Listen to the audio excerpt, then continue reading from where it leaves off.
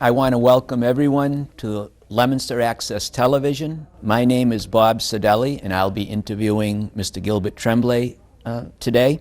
I am a member of the City of Leominster Historical Commission, and I'm here today to introduce the citizens of Leominster to the first in a series of interviews focusing on the history of neighborhoods in Leominster, a project called Leominster, A Present to the Future. Many of you in the audience have probably noticed a number of new signs around the city: French Hill, the Plains, Morse Hollow, the Bowery, the Terrace, Kings Corner, and a number of others. These neighborhood signs, installed by the Department of Public Works under the direction of Patrick LaPointe, have generated much interest and conversation around the city. The purpose of the neighborhood signs, as envisioned by Mayor Dean Mazzarella, who initiated the project, is a positive purpose: to encourage in the city of Leominster a feeling of neighborhood identity, a greater sense of community, and that's a positive purpose. The purpose of the series of interviews, beginning today with Mr. Trembley, will be titled Leominster, A Present to the Future. The purpose is to produce, using the neighborhood signs as a focus, the purpose is to produce an historical record in pictures and words, interviews, so to speak, snapshot of Leominster as it exists today, with some reflections on the past, so that people in the future, 50, 100, perhaps 200 years from now, will get an accurate idea of what Leominster was like in the present times. Our gift, our present to the future. Our interview today is being taped at the brand new studios of the Leominster Access Television. And before I begin to interview Mr. Trembley, I would like to thank Mr. Carl Pimarini, Mr. Jack Selly, Mrs. Gina Werinen, Mr. Stephen Marini, and our excellent high school seniors who are behind the scenes here with all the technical equipment: Todd Robbins, Rich Levy, and Tony Selly. They, as I said, are fine Leominster High School seniors. And today we are going to be focusing on the French Hill neighborhood, and we're very, very pleased to have Mr. Gilbert Trembley here today, and I'll stop talking and I'll ask Mr. Trembley, Gil, to introduce himself. As Bob said, I'm Gil Trembley. I was born in my grandfather's house at 151 3rd Street, midway between Spruce and Mechanic, very much the business heart of French Hill at the time, so much so that my grandparents, who never learned to speak English, never had to, because they could conduct all of their business affairs in French on or near 3rd Street, the only exception being banking. And my grandfather learned enough English to be able to handle that by himself. But as he got older, and I did too, I was often the interpreter. So growing up in that neighborhood, it was very interesting, but we'll dwell on that later. After growing up there, I went to school there, by the way, at St. Cecilia's, right across the street, church at St. Cecilia's, and then to junior high school and Leominster High School. After graduation, I attended Clark University for a while and then entered the Armed Forces, the Air Force. Got very smart there in a hurry, realized that college was quite important. So after the service, I went to Fitchburg State College, became a teacher, taught altogether for 36 years, taught English in Marlborough, Harvard, North Middlesex, and the best teaching experience of all, and the one with which I finished my career, was at Leominster High School. I have been retired since 1993 and devoting all my energies to travel and to trying to help in various volunteer projects in the city of Leominster.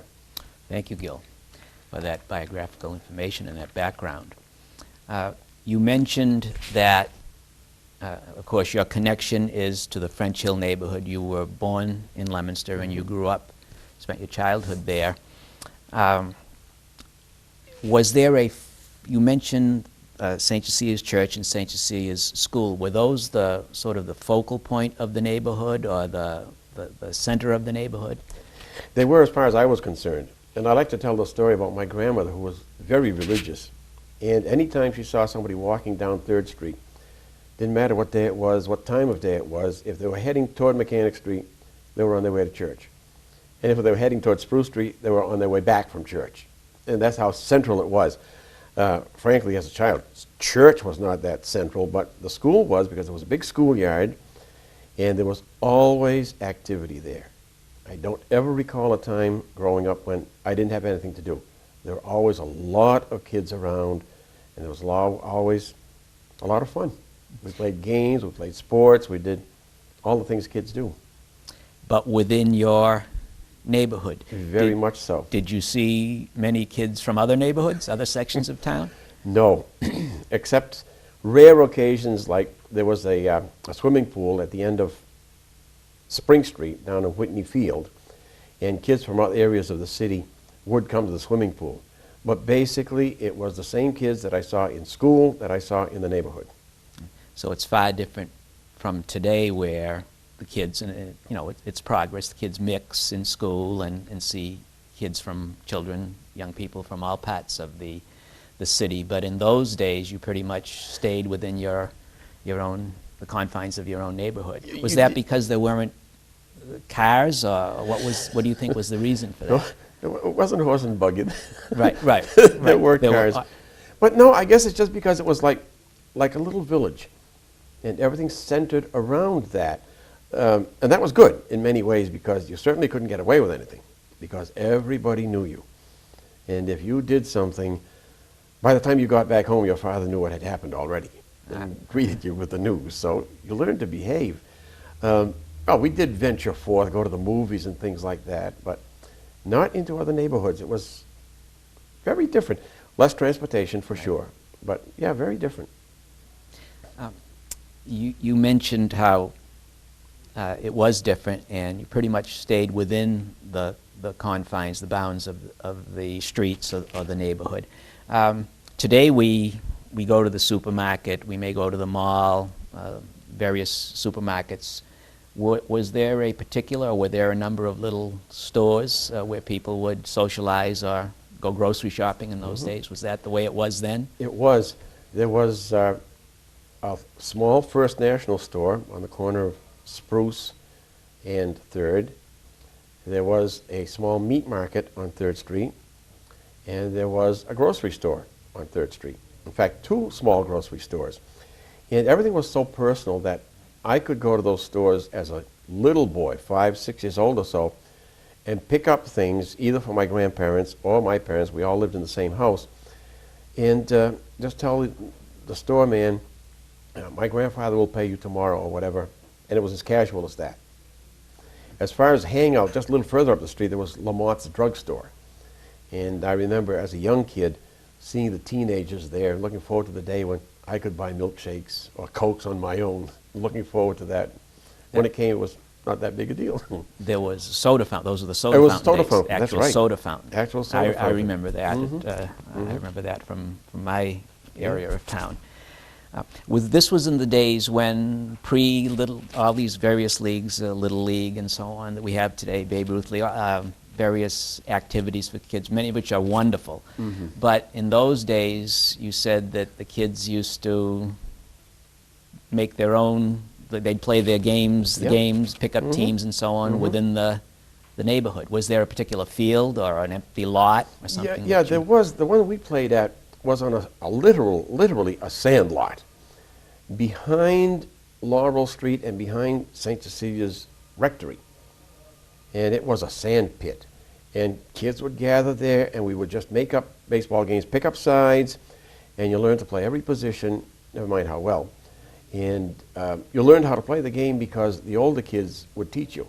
Sometimes the criticism was harsh, but you worked harder to just live up to their expectations. There was no organized little league or anything of the sort, and I don't think that was so bad.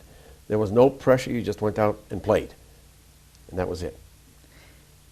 And you didn't have to be transported as today, here, there, and everywhere, with the car never getting a rest, with the automobile never getting a rest. Even in 7th and 8th grade years, the nuns would actually allow us to go out there and play during lunchtime recess. And they knew we were out there, and maybe 10 minutes before it was time to come in, one of the nuns would come out, blow a whistle, and time to go back, so that's what we do. That was it. Yeah. Do you have any humorous memories or anything of that sort from those days? I'm sure you must have an immense number, but Well, anything particularly that... yeah, the silly things we would do. There was my grandfather's house, the house we lived in, actually backed onto Wells Court, which is a little hill and seemed like a mountain at the time, which was great for sliding in the winter. And on the other side of Wells Court, there was actually a dump. And it used to be quite exciting when the trucks would come and dump new loads of garbage there. We'd go rummaging through that, finding redeemable bottles, back then, redeemable bottles. And that would be a stash to get us to the movies. 9 cents if you were under 12 years of age for admission. 9 cents? 9 cents, that's right. And I remember when it went up to 14, I wondered if I'd be able to go to the movies anymore because the price had gone up so much. And at that time, what were the theaters in Leominster? The Plymouth Plymouth? and the Metropolitan. Metropolitan. Later, the Rialto reopened. It was closed when I was younger. It reopened probably around the time I went into junior high school. And they had a policy of running reruns, older movies. So I was very interested in the history of movies and got to see a lot of older movies then. And for 9 cents, you'd get double feature? Right. A cartoon. Cartoon. And newsreel. Newsreel. Would there be a serial, too? There was on Saturdays. On Saturdays. On Saturdays. And if you wanted to stay through for another run, it was continuous. So if I liked the movie, I would stay right through and see it twice. For 9 cents. 9 cents. Uh-huh. How times have changed. I guess.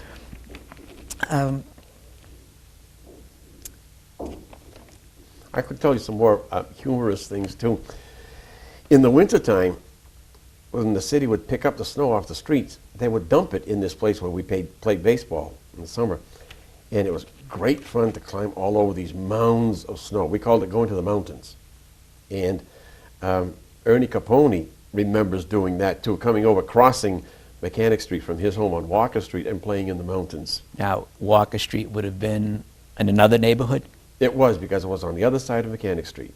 But and it was essentially an Italian neighborhood. But they're not far apart. They're not miles No. apart. They're No. only No, a few well, streets over. Walker Street is actually a continuation of 3rd. And yet that was how... Yeah, that was like a line of demarcation. Never thought of it that way at the time. You just had no particular reason to go there. And then later on, when did you get to know? Because I know you know Ernie. When did you get to first meet him? And it was one of the early days of my 9th grade career.